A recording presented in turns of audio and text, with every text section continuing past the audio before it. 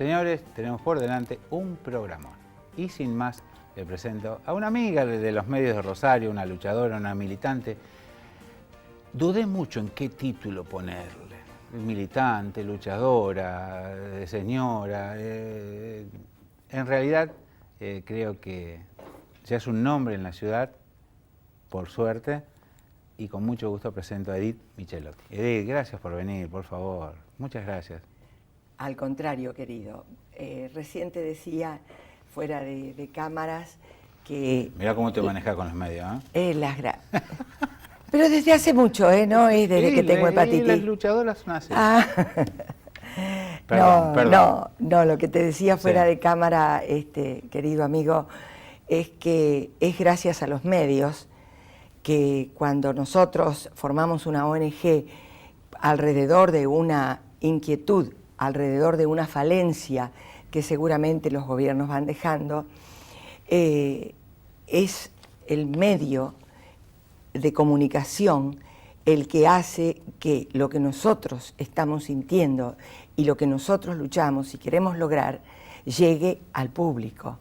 Es terrible como la gente ve televisión. Sí, pero también le decía, toma, si querías anotar algo. Bueno. También le decía a Edith que si no hubiera militantes, luchadores, aquellos hinchas, viste, que te mandan mensajes, no habría difusión.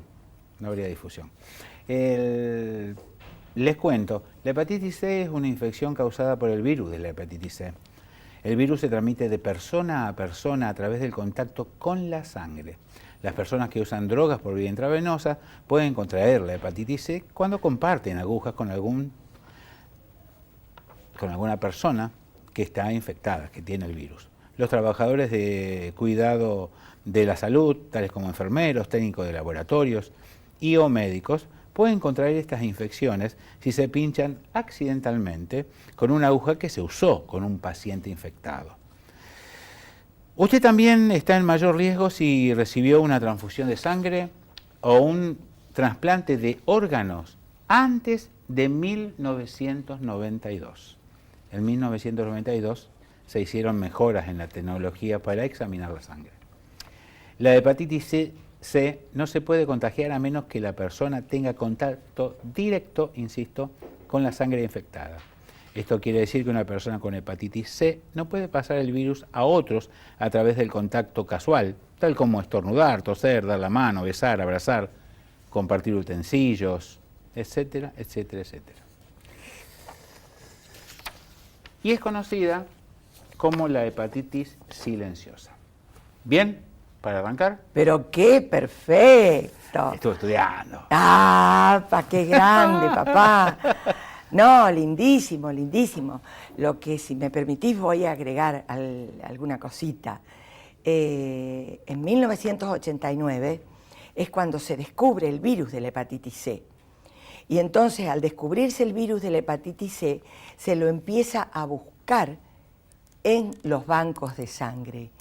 Y es allí donde se caen todos de la burra de ver la cantidad de personas que tenían un virus que antes se llamaba no A, no B, porque hepatitis A no era, y hepatitis B tampoco, y se presentaba siempre con sus características bien particulares, pero no se lo podía definir exactamente cómo era, y en 1989 se lo identifica como C. Y a partir de ese momento, al buscarlo en los bancos de sangre y al buscarlos en las personas que, como vos muy bien decías recién, van a tener un trasplante de órganos, van a recibir órganos de otras personas, entonces allí se busca que ese órgano no tenga el virus de la hepatitis C. Por eso toda aquella persona que antes de 1992 compartió jeringas, o recibió transfusiones de sangre, o se hizo piercing, tatuaje, odontología, pedicuría, manicuría, sin saber lo que sucedía. Los odontólogos empezaron a tomar precauciones a partir del SIDA. Eso fue bueno porque las mismas precauciones le vinieron bien a la hepatitis C, pero los pedicuros, los que hacían piercing y esos tatuajes, realmente no los podemos culpar porque tampoco conocían el virus. Pero hay una cosita que parece muy simple y que va a ser, se aproxima el 28 de julio. Este va a ser un 28 de julio rimbombante, ya te voy a contar por qué.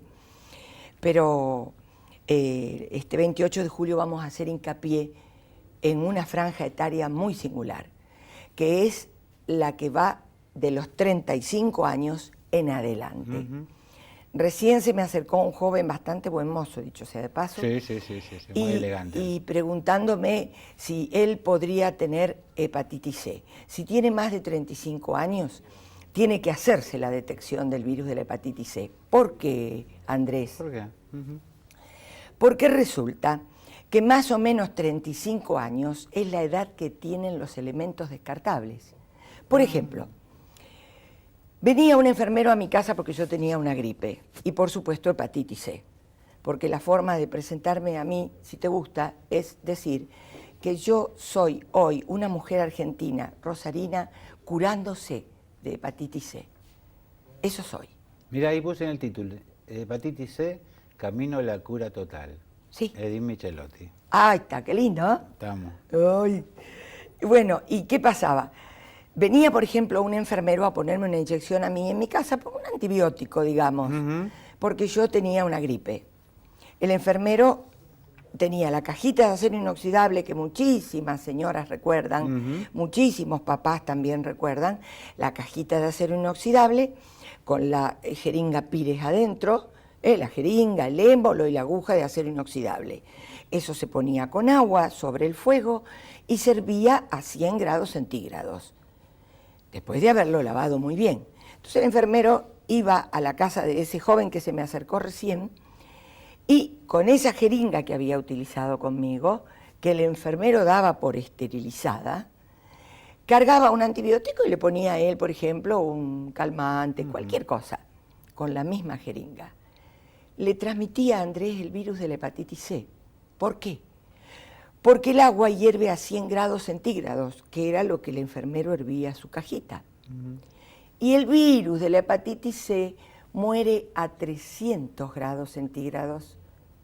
Por lo tanto, el virus, dice el doctor Tano, y hace así cuando lo explica, el virus se daba un hermoso baño termal antes de penetrar en el cuerpo del siguiente individuo que iba a contraer la enfermedad. Si la hepatitis C es la hepatitis silenciosa, sí.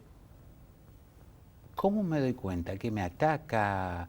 Es decir, ¿no te das cuenta? La descubro tarde porque algo me tiene que atacar, algo me tiene que destruir, porque si no, no sería nada. Sí. ¿Tenemos tiempo para explicar cómo actúa? Sí. El asunto es así. El virus entra, como vos muy bien dijiste, por vía sanguínea, por una inyección colocada antes de 1992 y a los que tienen más de 35 años porque no había material descartable. Las jeringas no se tiraban, las jeringas se hervían y eso no servía. Bueno, entonces el virus penetraba en una persona. Al penetrar el virus en una persona, buscaba un hábitat dentro de esa persona. No le gustaba el corazón, ni el cerebro, ni la garganta. Le gustaba el hepatocito. El hepatocito es la célula hepática, chiquitita, microscópica. ¡Guau! El virus se acomodaba en el hepatocito y allí estaba presente. ¿Y qué sucedía? Que el sistema inmune de la persona lo descubría como un invasor, como si fuera que vos tenés una casita de fin de semana y te avisan de que hay un ocupa en tu casita, que se metió a tu casita. Entonces la policía de la zona de tu fin de semana va corriendo al lugar y le tira una bomba a tu casa. En lugar de agarrar el ocupa y sacarlo de la nariz, le tira una bomba a tu casa. ¿Y qué destruye? Destruye tu casita. Entonces eso hacía nuestro sistema inmune y eso sigue haciendo. Viene el virus, se localiza en la célula del hígado y viene el sistema inmune que viene a ser la policía del organismo y le tira una bomba al hepatocito, a la célula, y la célula se muere. El sistema inmune lo hace bien, porque lo hace con el fin de querer destruir al invasor, al ocupa. pero está destruyendo a la célula hepática y deja una milimétrica cicatriz. Como esta es una enfermedad que va haciendo esto a lo largo de 20, de 30, de 40 años, te das cuenta, Andrés, la infinidad de cicatrices que va dejando. Al principio son milimétricas, pero después, ya cuando son muchas, porque han pasado unos años, se forma lo que se llama un tejido fibroso, un tejido rígido, duro. Eso se llama fibrosis 1. Los años siguen pasando, el sistema inmune sigue destruyendo los hepatocitos y llegamos a la fibrosis 2. Y los años pasan y llegamos a la fibrosis 3. Y los años siguen pasando, 20, 30, 40 años, y llegamos a la fibrosis 4, cirrosis. Todo eso sin que dé un solito síntoma. No te duele la cabeza, no te duele el hígado, no te duele absolutamente nada, no te pones amarillo, el pichino es oscuro, el popó no es claro como en las otras hepatitis. Todo esto sucede sin síntomas, Edith, pero al llegar a la cirrosis, los síntomas comienzan. La posibilidad de pasar al cáncer hepático es muy grande y entonces estamos llegando a la enfermedad, pero estamos llegando muy tarde. Edith, ustedes hace mucho que hacen campañas de detección. Yo me hice, ¿no? Una vez me tocó hacer una nota y me hice, hace mucho, ¿no? Cada campaña que hacen, vamos a poner este 28, bueno, o la hacen mañana, donde sea, en la Plaza Montenegro, en la Pringles, donde sea. Sí, sí. ¿Siempre hay casos positivos? Sí, ¿Ah, sí. sí? Sí. ¿Y qué tantos hay? Preocupantes, los que ya esperan por la experiencia que tienen. ¿Querés cifras espantosas, reales, Reales. dadas por la OMS? 1.100.000 personas mueren en el mundo por hepatitis B y C. Eso te da, haciendo los cálculos, dividiéndolo por día y dividiéndolo por hora y dividiéndolo por minuto, te da 2 personas por minuto. ¿Cuánto hace que estamos charlando?